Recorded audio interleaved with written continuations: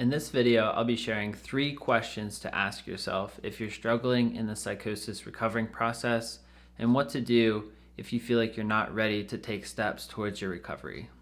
Let's get into it.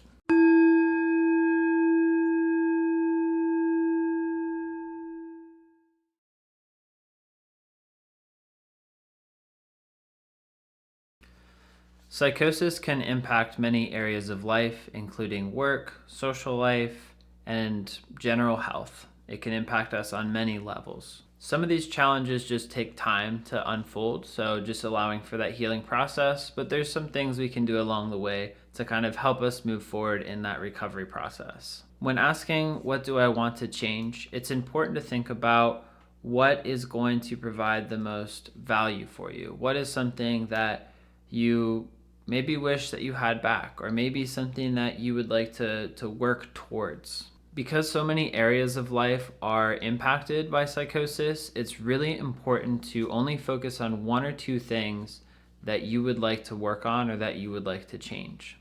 Know that just because you're only picking 1 or 2 at this time doesn't mean that you can't come back to those later. The goal here is really to simplify the process so you have more control, you have more power in the situation. When there's so many variables going on, it's really overwhelming. So just picking 1 or 2 to focus on at this time is going to be the best bet for being able to see progress. So really take some time to think about what you would like to change or what you would like to work on.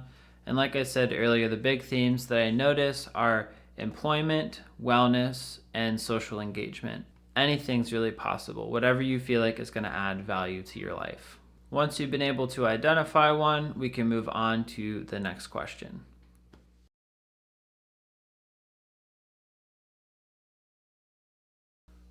So if you're feeling like your answer is no for that question right now, stick around because the next question is going to help you with where you're at in this process. If you are willing to work on your goal, then there's a couple of things that you can do. The first one is creating a vision of where you would like to go with the goal. What does it feel like? What does it look like to reach that place? So really kind of connecting with that goal or that vision of where you'd like to go. The more you can kind of feel what that feels like, the more motivation you're going to have to create that reality or to move towards that direction. The second step with that is being able to break that goal or that vision down that you have into smaller steps that are achievable and that you can act on consistently. And consistently is going to look different for each person. So for some people it could be once a day, for others it's 2 or 3 times a week. You have to figure out what's manageable and what feels reasonable, but also still gives you that fulfillment that you're moving towards that goal. As you're doing this process, it's really important to be able to take mental notes or physical notes, keep track of the progress that you've made. So you can kind of look back and see the growth, the development that you've accomplished, the things that you've learned, because that'll provide further encouragement and further reinforcement for you to continue on your path. This doesn't have to be an official thing. It can just be looking back every once in a while to see all the things that you've learned and all the progress that you've made. Just a quick reminder to set goals that are realistic, that are achievable, and that are not overwhelming. The biggest mistake that people make is they make goals that are way too big that lead to failure, and then it's very unmotivating when nothing happens or they're not able to reach that goal.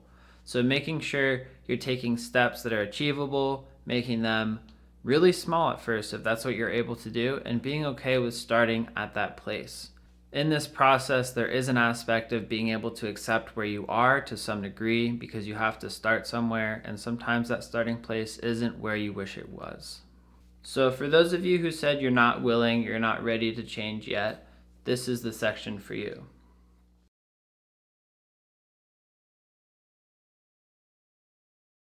If you're not feeling ready or willing to make a change yet, the question to ask yourself is, when will you be ready to change? What will that look like for you?